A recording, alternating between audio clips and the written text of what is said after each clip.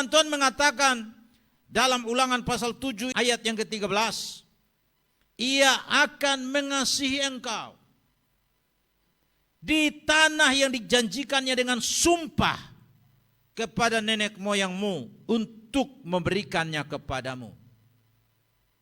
Kebutuhan dasar kita sebagai umat manusia adalah dikasihi dan mengasihi. Tidak ada manusia yang tidak memiliki kebutuhan untuk dikasihi dan mengasihi. Ini adalah kebutuhan dasar setiap manusia. Kebutuhan dasar untuk dikasihi dan mengasihi ini tidak bisa dipenuhi oleh apapun dan oleh siapapun di dunia ini. Itu sebabnya jangan kita berharap bahwa kebutuhan untuk dikasihi ini akan dipenuhi oleh suami kita bagi kita sebagai istri. Kebutuhan untuk dikasihi ini jangan kita berharap bahwa ini akan dipenuhi oleh istri kita kepada kita sebagai suami. Siapapun suami kita, istri kita, mereka adalah manusia-manusia yang terbatas, sehingga kalau kita berharap untuk mendapatkan kebutuhan dasar dikasihi dan mengasihi melalui mereka, maka kita akan menjadi kecewa dan kita akan berkata, kenapa saya menikah dengan orang ini? Itu sebabnya banyak rumah tangga menjadi hancur berantakan.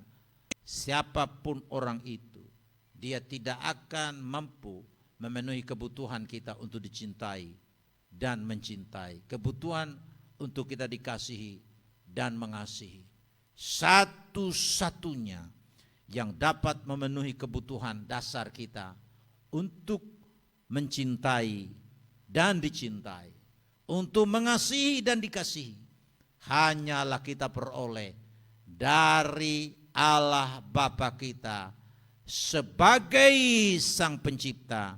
Dia sajalah yang dapat memenuhi kebutuhan kita untuk dicintai, untuk dikasihi dan mengasihi. Karena itu firman Tuhan berkata kepada Israel melalui Nabi Yeremia dalam Yeremia pasal 31 ayat 1 sampai 3. Pada waktu itu demikianlah firman Tuhan. Aku akan menjadi Allah segala kaum keluarga Israel dan mereka akan menjadi umatku. Firman Tuhan yang sama ini yang Tuhan katakan kepada kita bahwa Dialah Tuhan kita dan kita semua umatnya. Apa yang Tuhan katakan dalam firman-Nya bagi kita selaku umatnya? Beginilah firman Tuhan. Ia mendapat kasih karunia di padang gurun. Dalam perjalanan hidup kita penuh dengan kesukaran, kesulitan, kita mendapat kasih karunia dari Tuhan.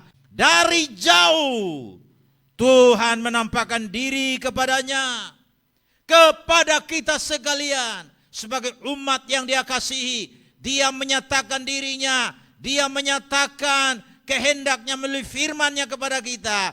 Dia menyatakan hakikat dirinya melalui firman-Nya kepada kita. Dan Dia berkata, aku mengasihi engkau dengan kasih yang kekal.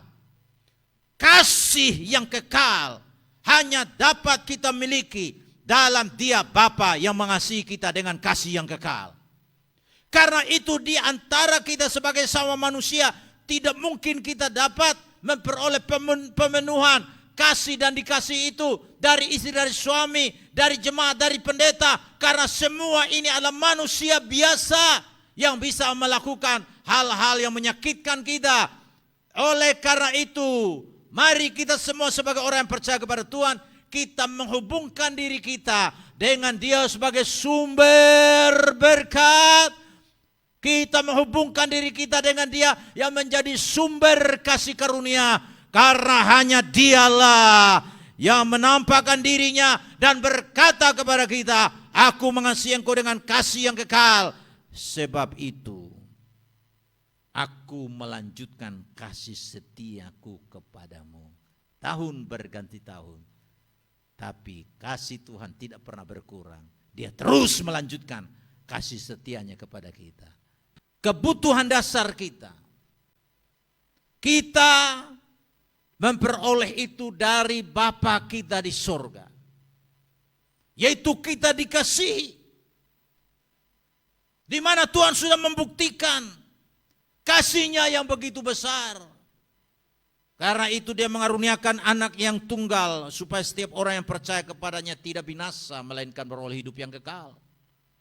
Bapa telah membuktikan kasih-Nya yang luar biasa untuk mengasihi kita. Yesus mati di atas kayu salib. Itu pengorbanan yang besar dari sebuah kasih yang sejati yang Tuhan nyatakan bagi setiap kita. Kalau kita percaya kepada Yesus Kristus, maka kita tidak akan binasa, melainkan beroleh hidup yang kekal. Karena kebutuhan dasar untuk dikasihi, kita telah terima, kita telah beroleh dari Bapa kita di sorga. Maka kita pun menjawab kasih Bapa dengan mengasihi Dia. Kita mengasihi Bapa kita di sorga dengan segenap hati kita, dengan segenap jiwa kita, dengan segenap akal budi kita, dengan segenap kekuatan kita.